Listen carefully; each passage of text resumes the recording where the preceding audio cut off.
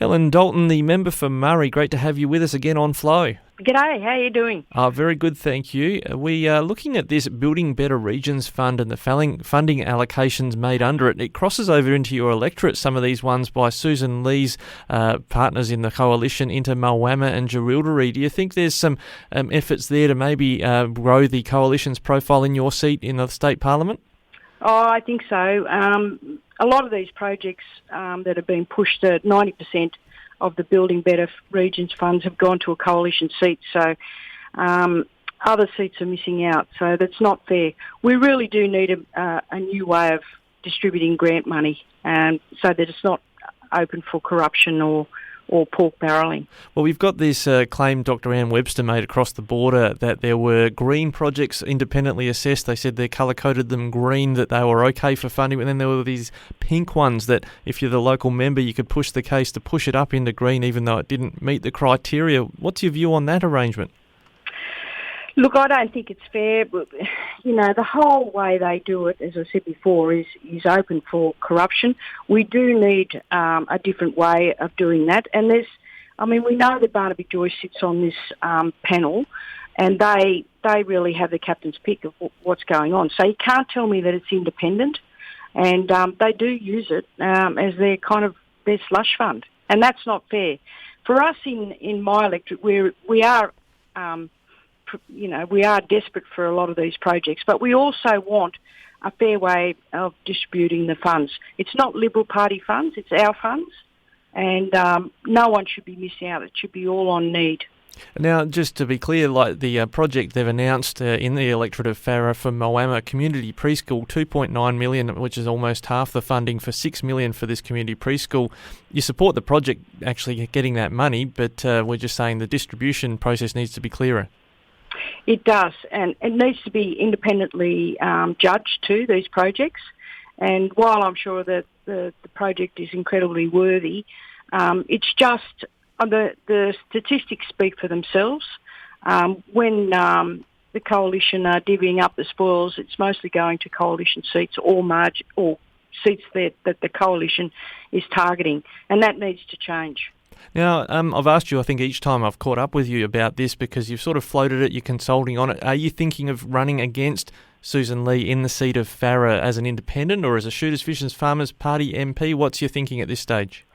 Well, the seats, what's happened in the state government of late with the resignation of Gladys Berejiklian and John Barilaro, it opens, opportunities for perhaps by-elections and the numbers going my way. I've got to weigh up where I'm best able to help the seat of Murray, where, we can make the greatest gains. And at the moment, if the state government falls into further minority government, then that will mean that I'll have more say and perhaps more influence, and I'm looking forward to that.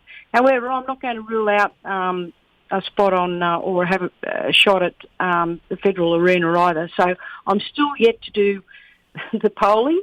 There's been a lot on with this COVID, and we will get underway with all of that and just see how the land lies and just see where I'm best able to have that influence and for the betterment of the Murray electorate. Well, I guess the Liberal side of politics in South Australia we also cover. The country-based MPs are making merry hell with the Labor opposition, making life difficult for the Liberals, so you might have that opportunity on a growing crossbench potentially. You never know. So there's always another hill to climb. There's always another challenge. So I'd never rule anything out, really. So just lastly, on that federal side, we heard from a couple of these coalition MPs federally that this Building Better Regions Fund was between 5 and 8 times oversubscribed, as in for every dollar they granted, between $5 to $8 could have gone to other projects. Thinking federally, is there a need for this Building Better Regions Fund not to be $300 million, but to be, say, $1 billion each year? Oh, for sure. We're way behind in my electorate with a lot of the projects that are really needed. So we've had 35 years of neglect, and so we're desperate for these projects to get up. But as I said before, the whole way of funding is allocated is just unfair and borders on corruption, and it should be based on community need, not buying votes in marginal seats.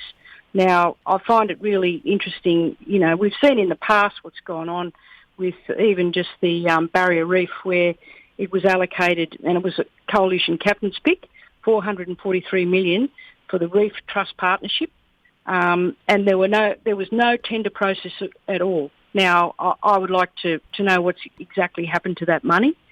And we've also seen at a state level too, where money has been really oversubscribed to the Wagga Conservatorium of Music.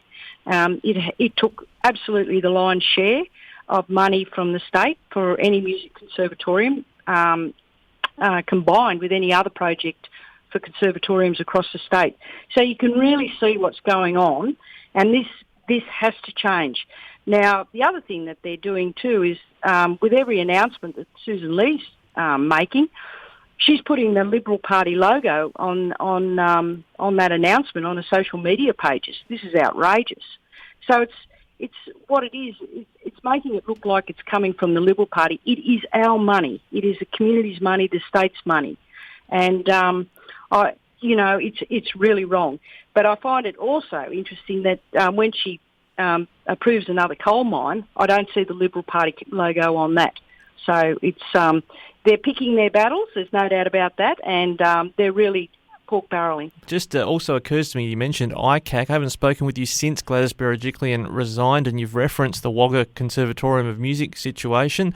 Do you think Gladys Berejiklian resigning takes the heat off of the government in terms of what might transpire in ICAC? I think that's the reason why she has resigned. She didn't need to resign. She could have stepped aside, but she chose to.